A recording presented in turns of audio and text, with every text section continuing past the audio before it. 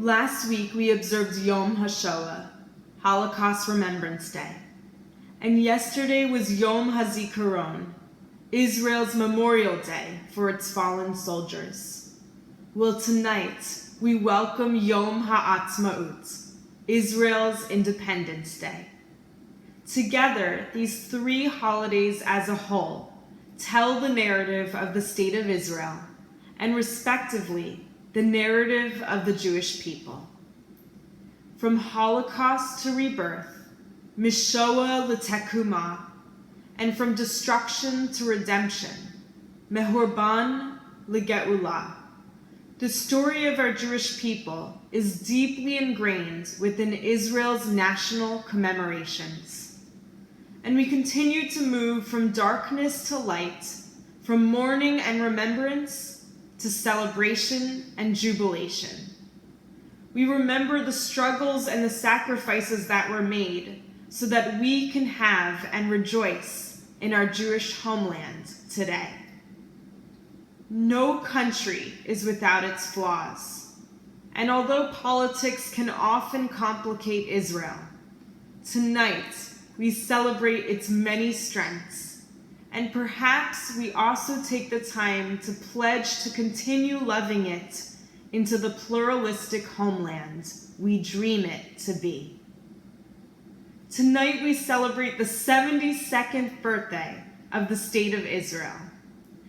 And I thought about how I could explain the significance of Israel. I realized that my words alone would not do it justice, because Israel must be experienced. Israel must be felt. So allow me to take you there in our mind's eye together. If I could, I would show you what it feels like on Friday morning, with the rush of everyone buying their last-minute items, then the cars clearing the streets of Jerusalem, and finally, the peaceful stillness of Shabbat, when it seems as if the whole world pauses with you to rest and live on Jewish time. I would speak, sing, and pray with you in Hebrew, so we can come to know the hidden world that the language brings with it. I would make sure you taste the warm falafel, the pizza with hummus, and the sweetness of chocolate rogulach from the shuk, the bustling market. I would bring you to sites that show how Israel brings the Torah to life, demonstrating that the Israel we read about in our sacred text is not a fictional far-off land, but a place with rich Jewish history.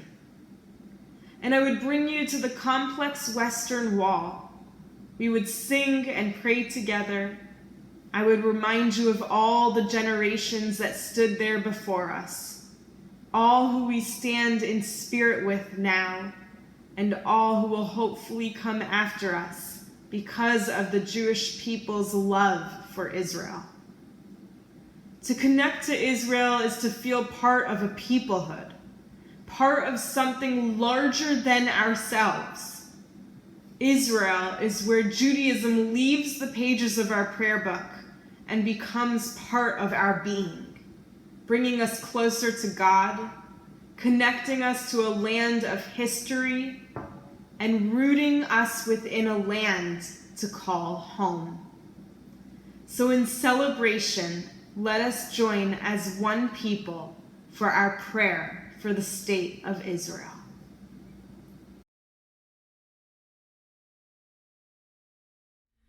Avinu, Avinu, Shebashamayim, Sur Yisrael Megaon.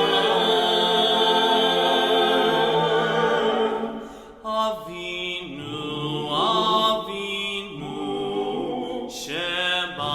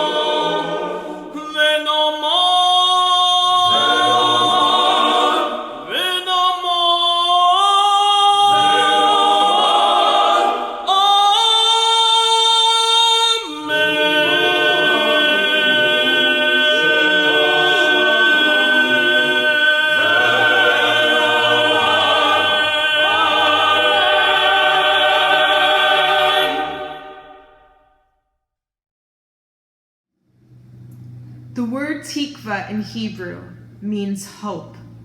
But in the literature of our prophets, in the book of Joshua, we see that the word Hatikvah also means cord or string. This brings us the idea that hope is something that connects us, whether it is a connection to the future, a connection to the idea of freedom, a connection to a people that will continue to prosper, or perhaps a connection to a dream we envision and work towards. And it is no wonder that these words, Hatikvah, the hope, were chosen for Israel's national anthem, as the Jewish people have always been a people of hope, a people that have persevered from biblical times to modern times. Israel is our homeland. It represents sacrifice and strength. It represents holiness and spirituality. It is for the religious and the secular, for the wanderer and the impatient. It holds the history of our past within its cobblestones, and we, the present, represent its hope for a brighter future.